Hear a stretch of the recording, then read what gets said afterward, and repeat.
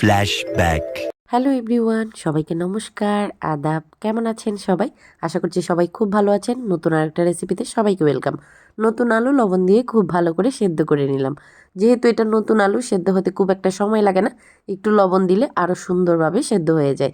তারপরে আমি অল্প রসুন কুচি, ছোট্ট এক টুকরো আদা কুচি, মিডিয়াম সাইজের একটা পেঁয়াজ কুচি, 2টা টমেটো ফালি করে নিয়েছি 4 ভাগ করে, আর 3টার মতন কাঁচামরিচ নিয়ে নিলাম।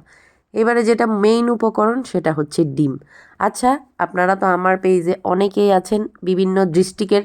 আপনারা বলেন তো এটা কোন অঞ্চলের প্রিয় খাবার? আমি শুনেছি এটা রাজশাহীর সবথেকে প্রিয় খাবার। সঠিক কিনা আপনারা কিন্তু কমেন্টে লিখে জানাবেন। 4টার মতন ডিম আমি ফেটিয়ে নিলাম। এখন চুলার মধ্যে দিয়ে দিচ্ছি সেই ফেটানো ডিমগুলো, মানে বড় সাইজের একটা ডিম ভাজা করে নেব। ডিমটা এপিট ওপিট একটু নরম করেই ভাজবো। ভাজার পরে আমি এখন 4-5 ভাগে ভাগ করে নিচ্ছি। বাসায় যখন কিছুই থাকে না তখন কিন্তু ডিমেই ভরসা। হয় আমরা ডিম ভুনা খাই, নয়তো ডিম ভাজি খাই, নয়তো বা শুটকি দিয়ে খাই। এটা খাওয়ার পর আমার মনে হয়েছে ডিম দিয়ে করা সব রেসিপির মধ্যে এটা সবথেকে বেস্ট। আর আমার বাসায় তো এটা করার পর মানে আবদার থাকে কয়েকদিন পর পরেই যেন এটা বানিয়ে খাওয়াই। আর এটা যেদিন বানাই সেদিন তো হাঁড়ির ভাত সব শেষ। এই তো প্যানের মধ্যে সব কিছু দিয়ে সুন্দর করে ভাজা ভাজা করে নিলাম, মানে যেগুলো আমি কেটে রেখেছি আর কি, পেঁয়াজ রসুন টমেটো।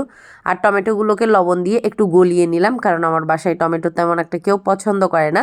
আর টমেটো ছাড়া তো এই তরকারির স্বাদ পুরোপুরি আসবে না, তাই লবণ দিয়ে আমি আগে থেকেই গলিয়ে নিলাম। তারপরে দিয়ে দিলাম সেদ্ধ করে রাখা আলু। আলুগুলো আপনারা একটু ম্যাশ করে দিবেন, মানে হাত দিয়ে একটু চটকে দিবেন, আমি ভুলে গেছিলাম তাড়াহুড়ার মধ্যে। তারপর লবণ হলুদ জিরার গুঁড়া মরিচের গুঁড়া সবগুলো একটু পানি দিয়ে মিক্স করে এই যে সেদ্ধ করে রাখা আলুর ভিতর দিয়ে দিব।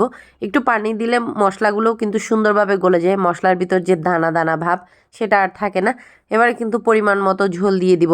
যেহেতু ডিম আমরা ভাজি করেই দিব, সেহেতু কিন্তু ডিম সব ঝোল টেনে নিবে, তাই ঝোল একটু বাড়িয়ে দেওয়ারই চেষ্টা করবেন।